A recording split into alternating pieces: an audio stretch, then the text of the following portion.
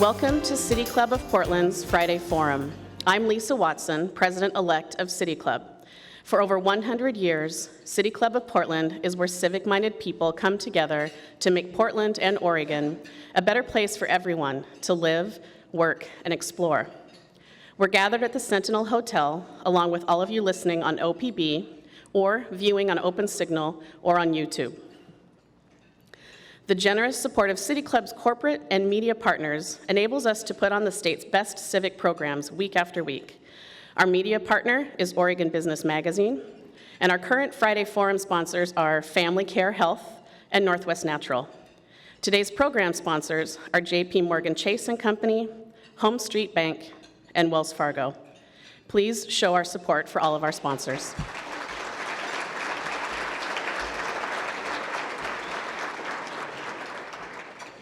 And now to introduce today's program. The final part of our ongoing series, we call this Home, Wealth, Homeownership, and Race. One aspect of the housing crisis that has been underreported is the deepening shortage of affordable homes for first-time homebuyers. What ideas and programs can Portland or Oregon lead on to address this problem at the scale of the need? Today, we'll take a hard look at steps to close the minority home ownership gap now. I'm pleased to introduce today's speakers. Ernesto Fonseca was born in a small community in central Mexico and later immigrated to Wisconsin. He helped launch the Arizona ASU Stardust Center for Affordable Homes and the Family and has worked to serve the needs of communities of color through small business development, micro-lending, community revitalization, and affordable housing. Ernesto joined Hacienda CDC this spring as the Chief Executive Officer. Margaret Salazar serves as the Director of Oregon Housing and Community Services. Prior to her appointment, Salazar served as the Director of the Portland Field Office of the U.S. Department of Housing and Urban Development. Salazar has built her career in housing as an advocate, fighting against just cause evictions, later financing hundreds of multifamily projects, and designing programs to preserve and revitalize affordable housing. Maxine Fitzpatrick is Executive Director of the Portland Community Reinvestment Initiative, a community development corporation specializing in the development and management of affordable housing in the city of Portland. PCRI was formed in 1992 to acquire the 352-unit portfolio owned by Dominion Capital, a fraudulent investment broker that preyed primarily on African-American families who were being denied conventional financing by local lenders due to redlining.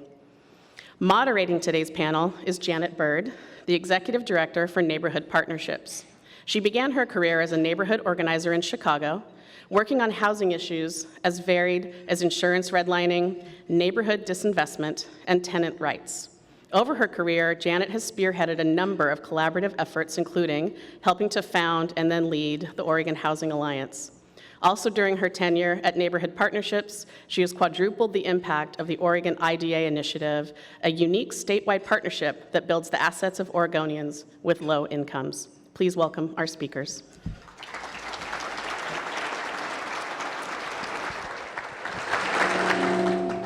Thank you. It's a pleasure to be here with this great panel. I wanted to just start today by grounding us a little bit in the four-part series. This is, as you heard, the fourth in a series that was planned and co-hosted by Oregon Humanities. Some of the events have happened here at City Club. There have been some additional conversations at the Alberta Rose Theater that some of you may have been part of. The series started with some really stark data about home ownership from Eco Northwest and from Dr. Lisa Bates of Portland State, really showing us that if we don't do something dramatic soon, that home ownership prospects in City of Portland, particularly in communities of color, will continue to be more dire and to evaporate. We also heard a new homeowner perspective, someone who had saved with Portland Housing Center, courtesy of an individual development account, and had become a homeowner. She's a kindergarten teacher, became a homeowner in Salem. And we've heard a little bit from the community activist perspective as well, and the importance of working to counter the effects of gentrification. We heard from Dr. Thomas Shapiro at the most recent session in May, some of the historic policy decisions that have led us down this path, and some of some of those that continue. He talked particularly about the impact of the mortgage interest deduction and the disparate benefits that housing subsidy provides in our communities. So what we've heard, or what we've seen as a result of these sessions, is a lot of conversation, I think some new and unique interest, and we've heard a lot going on in the legislature as well. We'll get to that in a bit. I did want to start also just kind of grounding us in the values that motivate our panelists to do this work. And I'll ask this of all three of you. You all devote your life to this work of creating homeownership opportunities, and I'd just like to hear what's important about homeownership and what's particularly important about homeownership in communities of color. So maybe I'll start with you, Ernesto, if that's okay. Sure. Thank you again for having us over.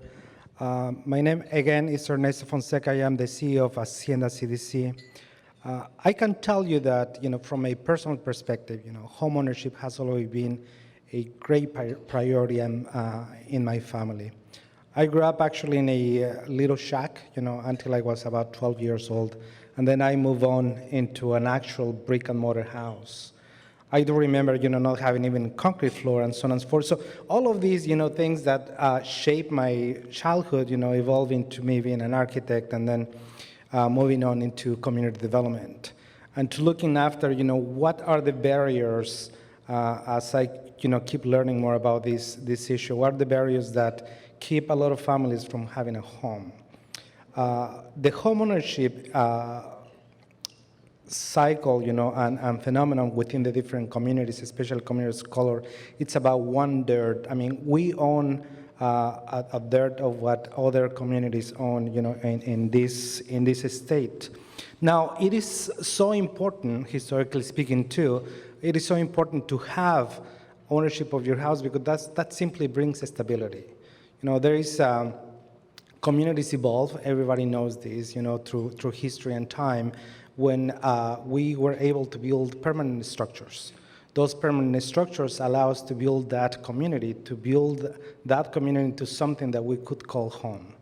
If we don't do something about it and allow our families, especially families of color, to own their house, I think we're going to be setting ourselves for failure in the future. Statistically speaking, the state of Oregon and across the United States, communities of color are going to grow and grow. They will be in the majority. So we need to really make sure that we develop these communities so our economic development and opportunities continue to be shared across the spectrum, and we don't work, against the thread. So, thank you. Maxine, do you have thoughts about why you've devoted your career to building homeownership opportunities? I do have some thoughts, Janet. And you're absolutely right. I have devoted most of my professional career to housing, and particularly housing communities of color, working primarily in the Black community. To date myself, which I'm glad to do, during the Reagan administration, they came out with, I was managing rental housing, working for an organization similar to Home Forward.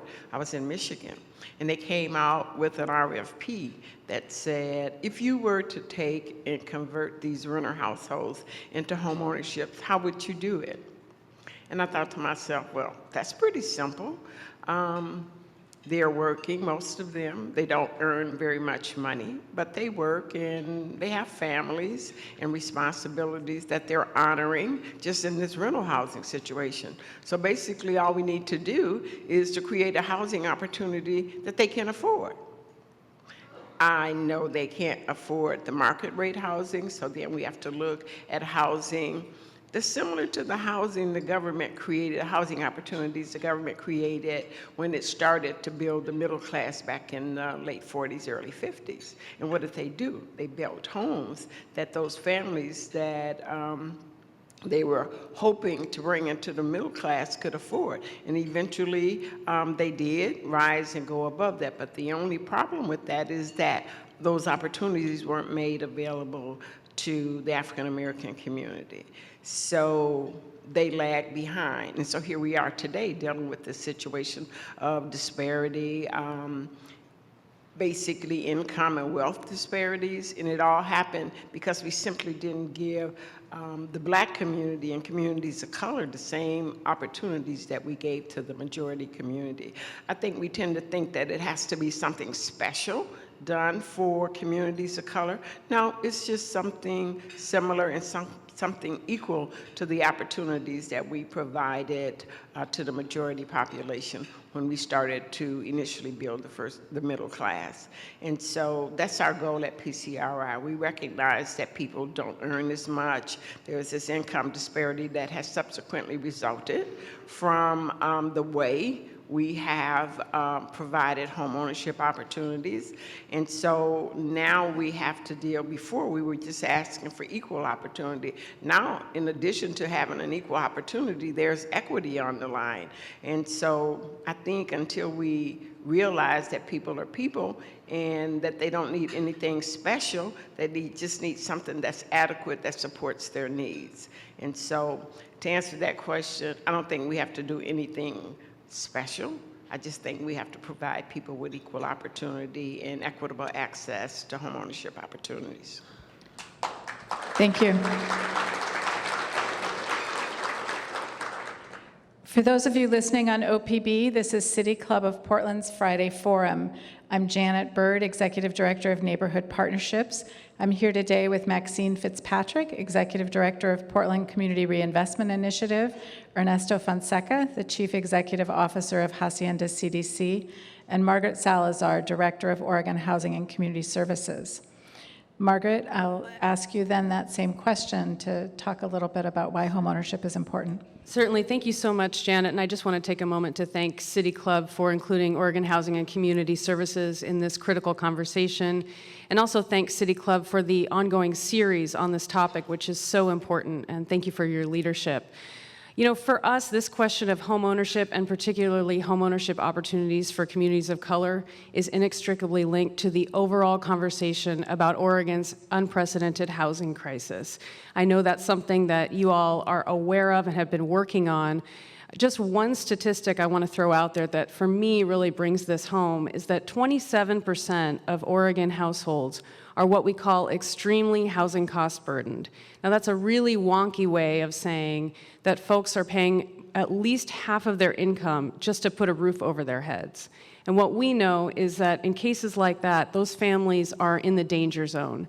They're at severe risk of losing their housing due to facing eviction or falling into homelessness. And much of our attention as we talk about the housing crisis is really focused on those families that are on the edge, or the families and individuals that are experiencing homelessness, and rightfully so. Those are crisis situations. So you may be asking, what does that have to do with home ownership? And the answer is absolutely everything. Because if we can help to move households into safe, stable, long-term home ownership opportunities, we can help to ease that housing crisis. And I want to note, of course, that the housing crisis is disproportionately impacting communities of color. When you look at the homeownership rates, and you all may be familiar with these statistics, but 61% of all Oregonians own their homes. Only 33% of African American households own their homes. That gap is unconscionable, and we need to keep pushing on it and working on it. So that's why I'm excited to be part of this conversation today. Great, thank you. So many folks might be aware that the Oregon legislative session wrapped up last Friday. And so I thought it would be appropriate for us to talk a little bit about the good news that came out of Salem. There was mixed news, as many of you know, but there was some good news. So Margaret, I might ask you to talk about what the good news is, particularly for homeownership. Great, thank you. So this was a really tough legislative session. If you were following it, really big questions faced the legislature, big budget questions, and big housing conversations. So I want to take a moment to thank and acknowledge all of the housing advocates who were in Salem telling their story and making sure that housing stayed at the top of the agenda all session long. There were some really hard-fought housing battles, as Janet alluded to, that were not successful. But I want to note that thanks in part to the bold leadership of Governor Brown and Speaker Kotek and many legislative champions, we came out of this legislative session with an historic investment in affordable housing. The legislature has put forward about $135 million of additional resources for homeownership, for rental housing development and preservation, and for homeless services and prevention. So it's a record investment. A couple of things that we're really excited about as potential opportunities for homeownership that I wanted to touch on. So one is an expansion of the LIFT program. This is the Local Innovation and Fast Track Housing Program. This program uses Article 11Q general obligation bonds, and the only reason why I'm talking about the kind of bonds is because the legislature has come to a new understanding to be able to use this source of funding for affordable housing development. This is a source of funds that typically the state has made available for things like courthouses, university buildings, laboratories, and other public facilities. So the legislature is giving us the ability now to use these bond funds to develop affordable housing. For an $80 million investment in the coming biennium, we're excited that we're going to be able to look at using these funds not just for developing rental housing for affordable rental homes, but also for sale housing for homeownership opportunities for low-income families. So we're very excited about that resource. The legislature also put forward $25 million in lottery-backed bond funding for affordable housing preservation, which we know is critical so that we can safeguard the long-term viability of our affordable rental stock across the state of Oregon. And the legislature made an historic investment in homeless funding, a total of $40 million across the state for homeless services, homeless prevention, shelter capacity, transitional housing, and rapid rehousing. We know how critical those dollars are, so that is a really exciting move by the legislature. There's also a new program I wanted to mention, which is the Land Acquisition Program. This is a program the legislature approved, which is modeled after a successful program in Washington State. It will allow our agency to make low-interest loans to nonprofits or housing authorities, other housing developers, to acquire land early in the development process to then do development of either rental or for sale affordable housing. What's exciting about that is we all know that land costs are escalating. So if we can help support our development partners to get that land in their hands early on in the process, hopefully it will become much more affordable to build housing, and particularly for homeownership opportunities. So we have some great opportunities with some new resources. I did want to just note that despite all of the excitement about those new resources, the public sector really came to the table at the end of the legislative session and put forward new resources. We did not see the private sector come to the table. And I think we'll be looking at that for future legislative sessions. There's one particular idea that had been on the table, which was the expansion of the document recording fee. This is a nominal fee that is imposed at the time of recording real estate documents for real estate transactions, and it forms an ongoing, sustainable, dedicated resource for affordable housing, and that is what we need. For everything from homelessness to veterans housing to down payment assistance. So we're really getting at the whole array of housing strategies. There was a proposal to expand that document recording fee, which would have added funds and really brought the private sector to the table. We did not see that succeed, and I think advocates will be looking at future sessions for that and other strategies to engage the private sector in coming up with solutions. Great, thank you. So just for a moment, a couple other things that the legislature did not act on, particularly related to homeownership proposals. The legislature did not fully fund the foreclosure avoidance programs that have been in place. So we have about half the funding that was estimated is needed to get through the end of the session, which is a problem.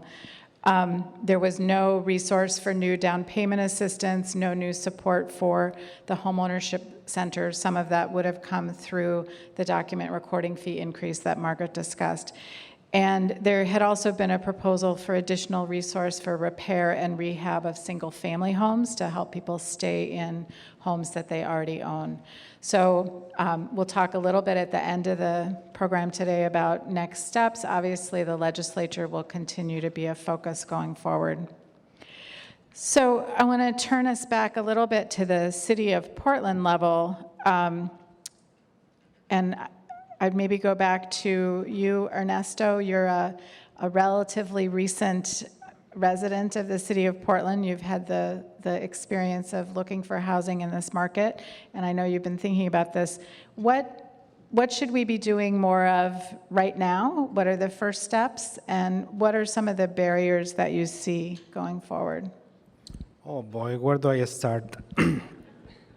Well, I came from Phoenix, Arizona. When I moved to Phoenix from Wisconsin, actually Tempe, Arizona, which is right in the same location, I thought the price in the Phoenix metro area were a little high.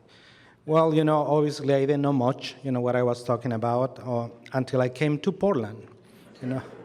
I heard of the Bay Area, I heard all of the things about California, but I never really thought that Portland was going to be that much more expensive. The price tag, for any housing, and especially renting, is tremendous burden for anybody that is making less than $70,000 a year. And if you want to live close to the Portland downtown, that gets even worse. The opportunities for families to grow, the opportunities for families to have a single-family home are very, very restricted. Needless to say, you have about 60% of the housing stock in the Portland metro area is single-family homes.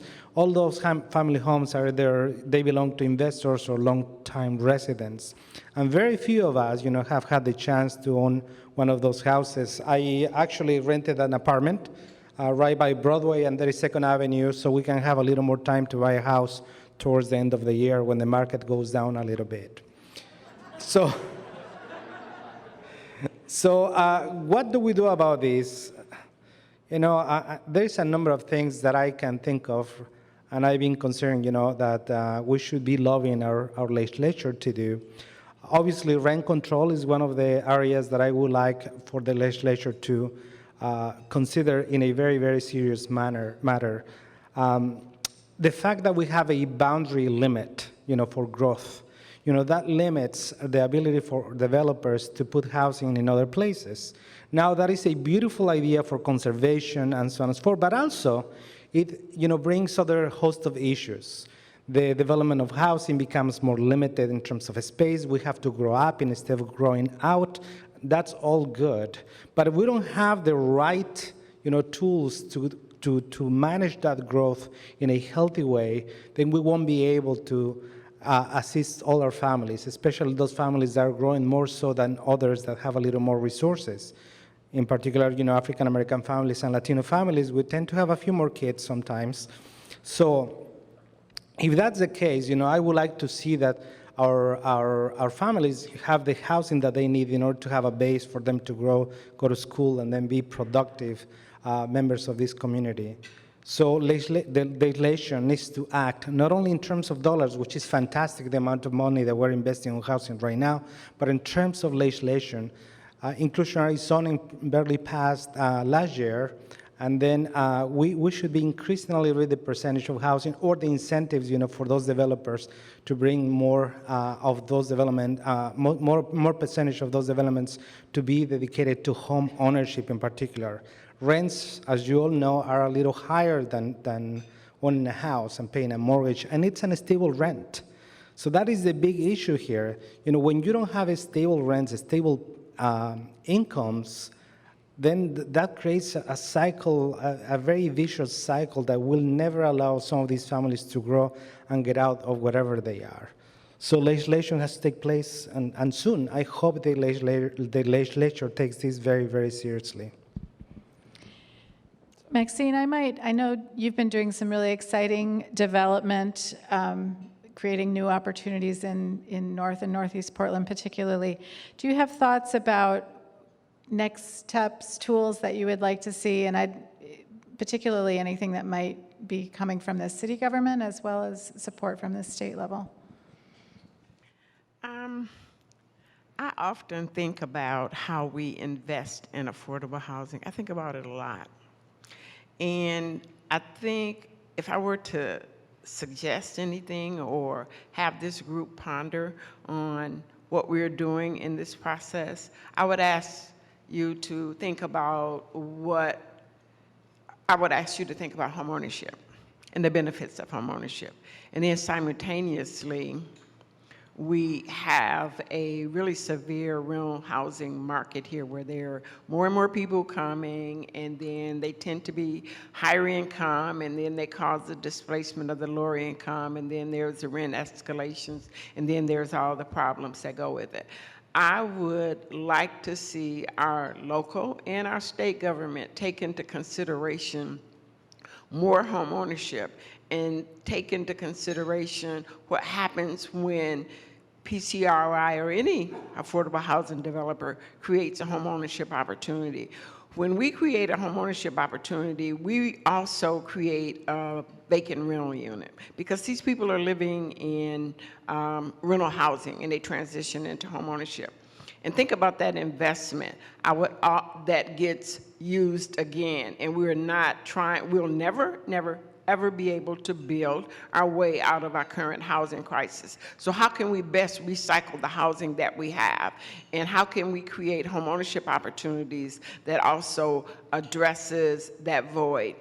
And when I think about it, and I shared this concept with the state probably 8 or 9, 10 years ago, I said, can we invest more in home ownership for these lower income households? Most of them are minorities, but then we're dealing with disparities in income and why they have that disparity, but nevertheless, they are credit worthy. They can afford to buy a house if we build something that's affordable for them. And in that process, they free up a rental unit. So then you're getting 2 investments for one. You're getting 2 units of housing for one investment. And then I also think about how we create wealth through home ownership. And I think often about how our policy basically impacts and almost prevents that from happening, because instead of building up the community to make it self-sufficient, community resident to make it self-sufficient, we tend to want to support the local government. The local government, the state government, it's going to be okay. It has been through history. It's going to be okay. And I see a relief in the expense of housing when we look at it holistically and not look at it as just developing a homeownership unit or continuing to develop rental housing that in many ways perpetuate a household or a family remaining in poverty, as opposed to a homeownership unit that can elevate them up and out of poverty, free up another unit, and help and support the government. I pay taxes like each and every one of you in this room, and so that's where I would like to see my tax dollars go, to a more holistic approach to dealing with our affordable housing needs. Thank you. For those of you listening on OPB, this is City Club of Portland's Friday Forum. I'm Janet Byrd, Executive Director of Neighborhood Partnerships. I'm here with Maxine Fitzpatrick, Executive Director of Portland Community Reinvestment Initiative, Ernesto Fonseca, the Chief Executive Officer of Hacienda CDC, and Margaret Salazar, Director of Oregon Housing and Community Services. So we've got just a little bit of time before we turn over to question and answer from the audience.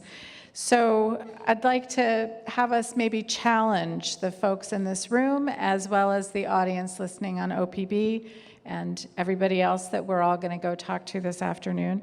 What do we do next? I've heard a couple things. Obviously, the legislature in 2018, there are things to do with the rental housing market. There's also this question of how we invest in housing. We spend $1 billion a biennium on the mortgage interest deduction. Is that something we want to think about altering?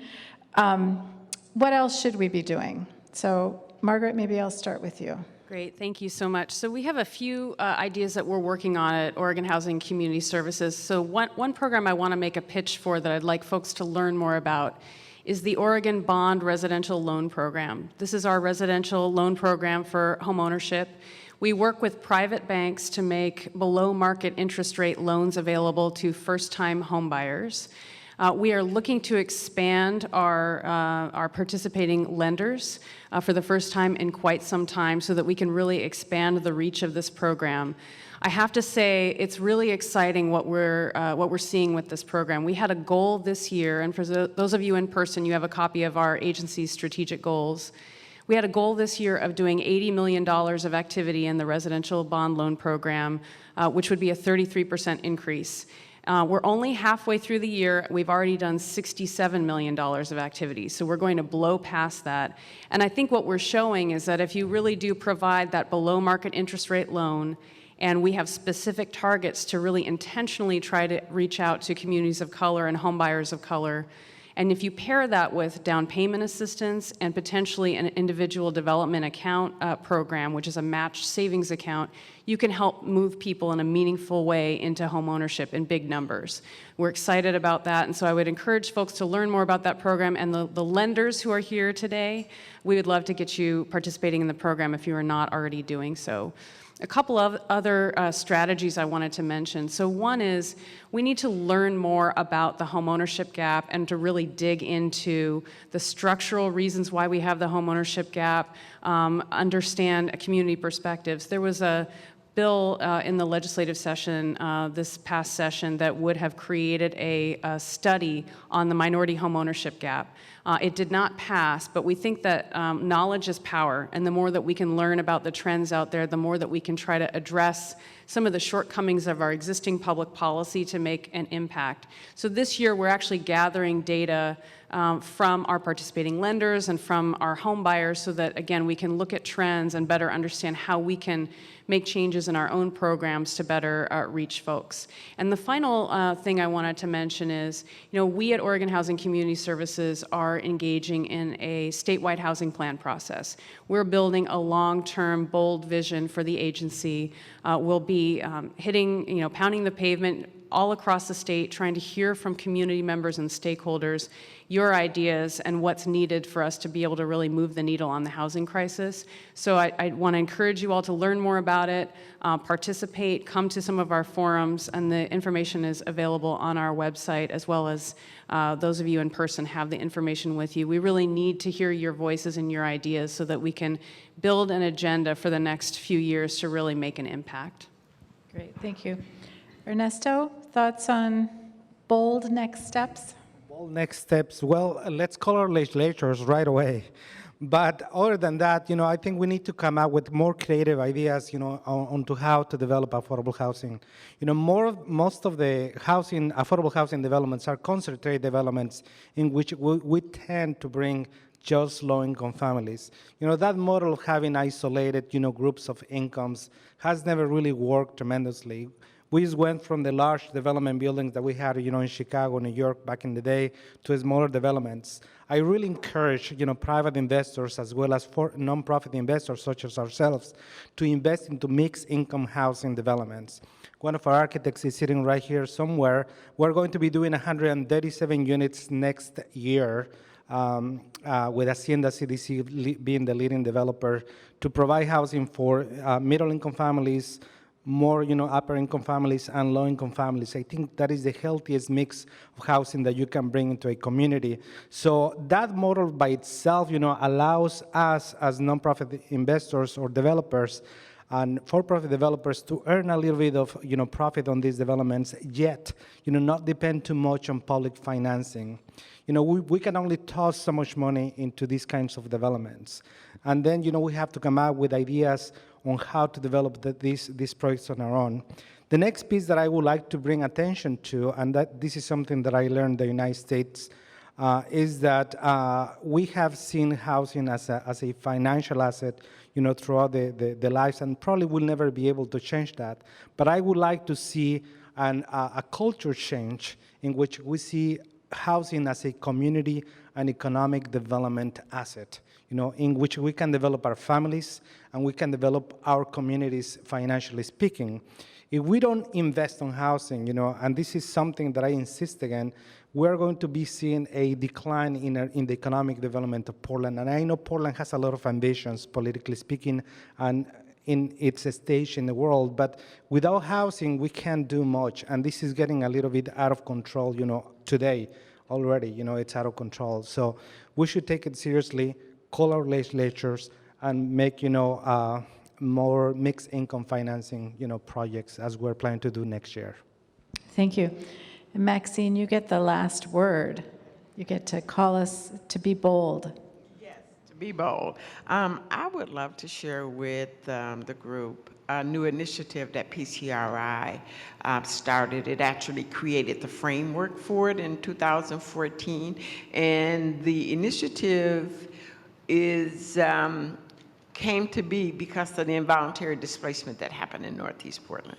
After the establishment of the Interstate Urban Renewal Area, in the infusion, the planned infusion, as well as the actual infusion of resources into that urban renewal area led to the displacement of over 10,000 people in the course, well, actually 16,000 people over time, but from 2000 to 2010, it was around 10,000 people. So I thought about that one day, and it was like 3 people every day for 10 solid years, having to wake up in the morning and say, oh my God, I gotta go somewhere else and I got to go somewhere and find me another place to live. I got to move out of this neighborhood that we've lived in now at least for a generation or two.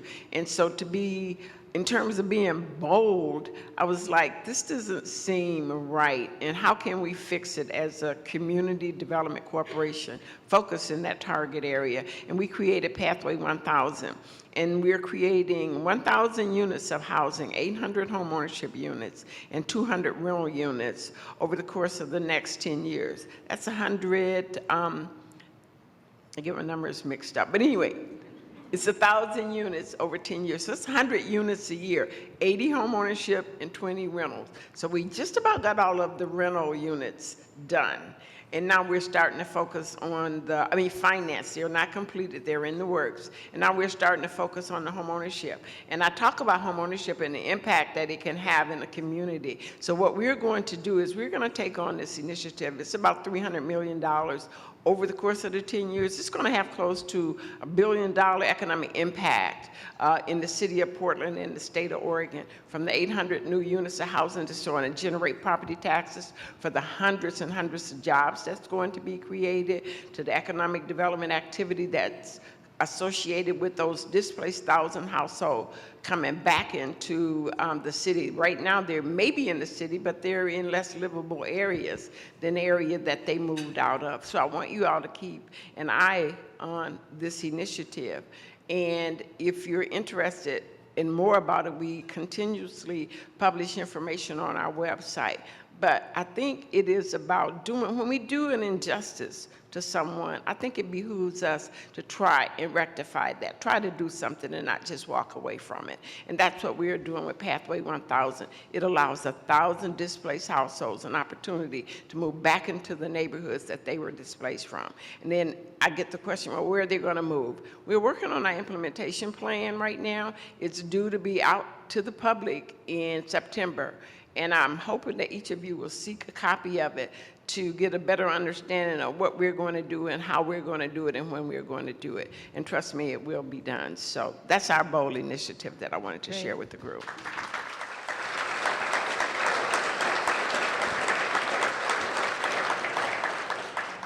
For those of you listening on OPB, this is City Club of Portland's Friday Forum. I'm Janet Byrd, Executive Director of Neighborhood Partnerships. I'm here today with Maxine Fitzpatrick, Executive Director of Portland Community Reinvestment Initiative, Ernesto Fonseca, the Chief Executive Officer of Hacienda CDC, and Margaret Salazar, Director of Oregon Housing and Community Services. Let's now go to the audience for some questions. Win Wakala, City Club member.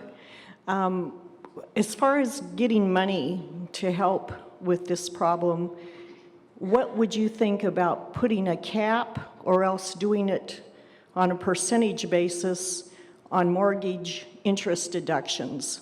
Basically, we are supporting rich people having big fancy homes by having an uncapped mortgage interest deduction. Thank you. Would any of you like to take that question? Margaret is probably constrained as a state employee. I am constrained as a state employee to give a formal answer to that question. Actually, I'm going to riff off of that and remind people that we also have a huge budget fight at the federal level when we talk about resources. So I know that's sort of the elephant in the room for many of us, but huge potential cuts to federal housing programs are looming.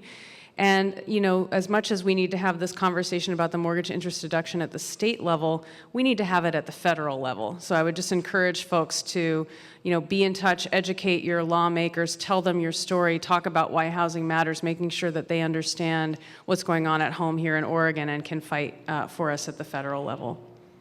So, and I think what I would say is just to remind folks of what Dr. Shapiro talked about in May, and just the absolute disparity and inequity that's embedded in our tax code, where at a national level and at a state level, we invest in asset building, and the beneficiaries of that are disproportionately white and already well off. And so I think a good close look at how we do that. So I did not quite finish the instructions for the Q&A portion, so I'm going to do that now. If you've written a question on an index card, hold it high for staff to collect. You can also submit questions through Twitter using the hashtag #FridayForum. I'll try to read at least one question from an index card and one from Twitter. We invite City Club members to ask their questions at the microphone. Asking questions at the Friday Forum microphone is a benefit of City Club membership. Membership is open to everyone. So please identify yourself as a City Club member and ask one question in 30 seconds or less. Thank you. Anthony Petchel, City Club member with Reach Community Development. The panelists spoke about policies and legislative initiatives at the state level, and I was wondering if you could speak to local policies at the city or county level or zoning challenges that make it hard for minorities to own a home. Is there anything specific you'd like to identify? Because that's really a broad question. Zoning. Well, you know, it's zoning, and I actually serve on a couple committees, and zoning is one of those foci. And so for me, I look at what can we do where we are, as opposed to, that's like, I look for the low-hanging fruit as opposed to going to the top of the tree.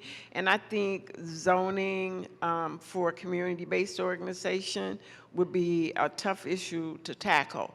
But I think advocacy on a local level in terms of the resources that are available through the Portland Housing Bureau and other entities, that's where I'd like to focus on, how those resources are allocated and whether the strategy and the processes that they are currently being allocated is effective. That's where I like to focus my attention. If you were to ask me as a urban and community planner, that, you know, which I did for a long time, I can tell you that one of the radical, you know, conversations that we had with the city of Phoenix and Tempe is to allow housing community organizations such as Hacienda CDC to apply for zoning changes to any lot that wasn't zoned for housing.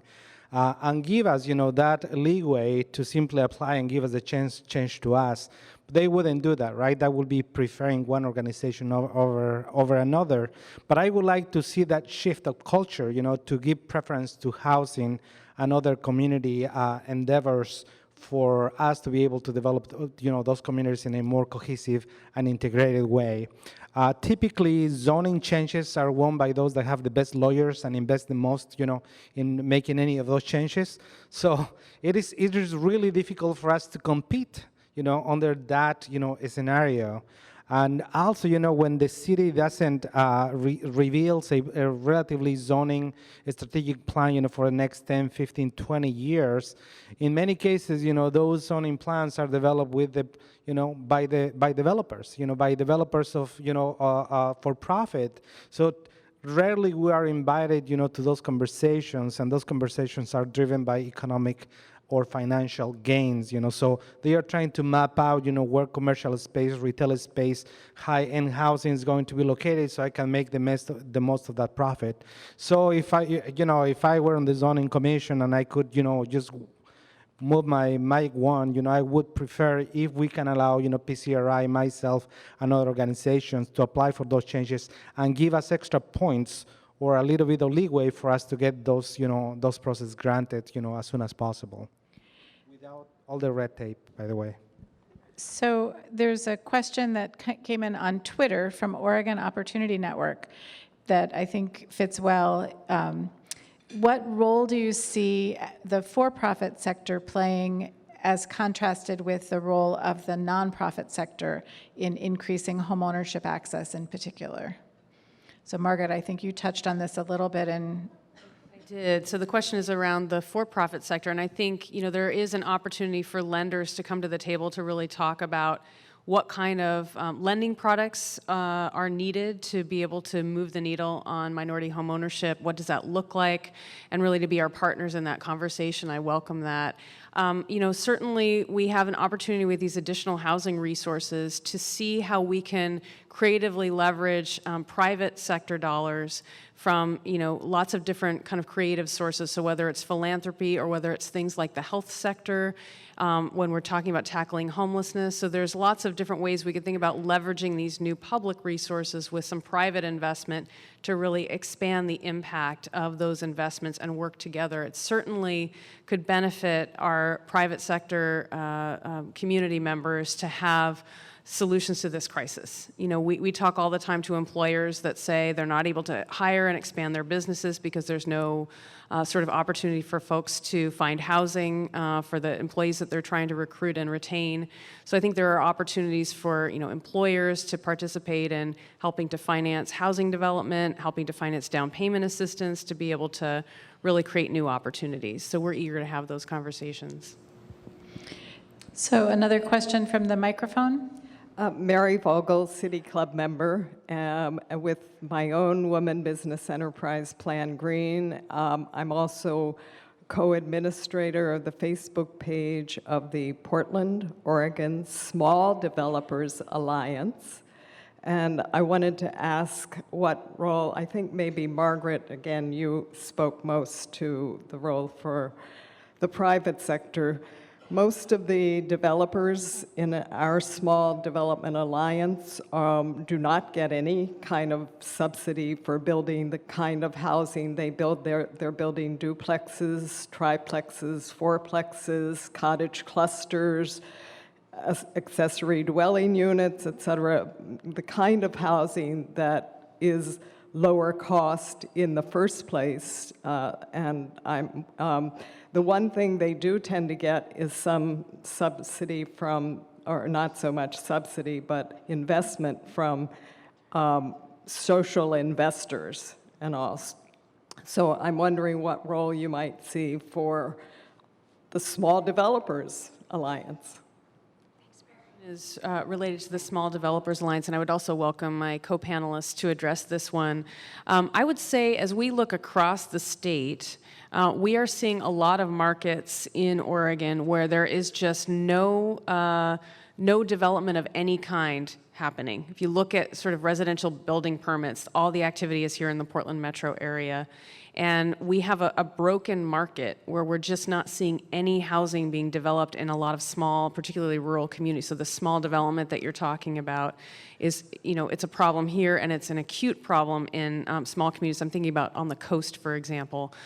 So we are having a series of conversations with small developers and with employers to really, through the lens of that workforce housing question, to really try to get at some strategy. So I'd love to talk with you offline, there, but certainly would invite folks to get in touch with OHCS to really talk about this conversation. What can we do to kind of create some new tools for whether it's lending or investments to try to spur additional housing development? The more we can sort of add to that supply, we can help take some of the strain off of the overall housing supply challenge that we all have. And I don't know if my co-panelists have anything to add to that.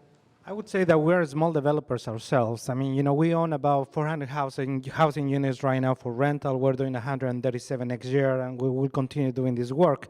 But that will put us into the very small developing, type of this developer sector. One of the big differences, what is your group doing in regards to ours? We're reinvesting the dollars that we gain back into the organization to revolving that money into either home ownership classes, down payment assistance, and so on and so forth, with our housing programs. I think that the city and the state could do a little bit more in terms of easing the way to buying land, for example, or tax abatements, or any other kinds of permit fees that they can be waived.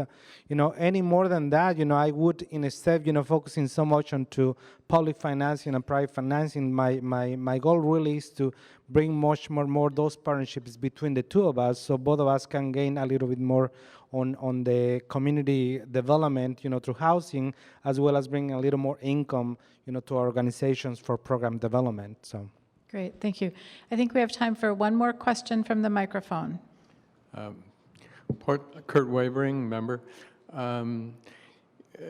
In those parts of the state where there's a robust private housing development sector, as in mostly in the Portland area, what about requiring that a certain percentage of all new housing be affordable?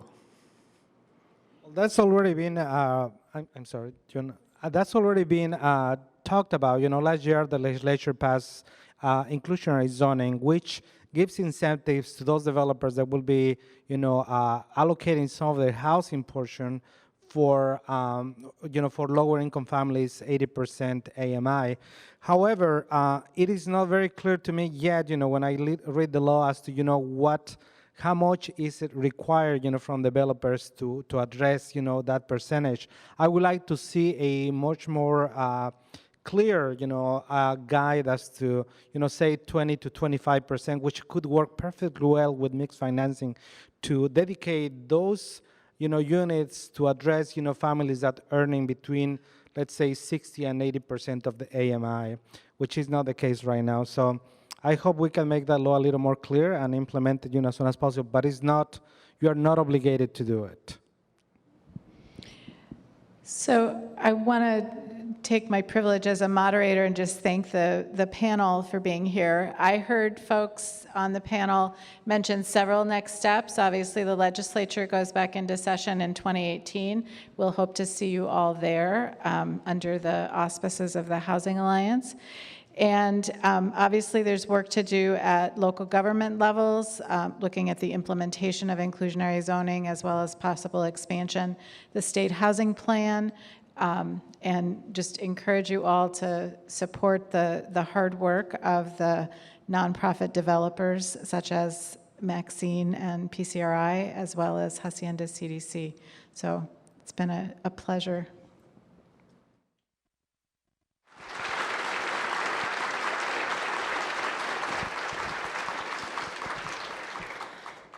Thank you. We are out of broadcast time and we'll have to stop for today. If this program has inspired you to join or contribute to City Club today, you can do so at the registration table as you leave the room.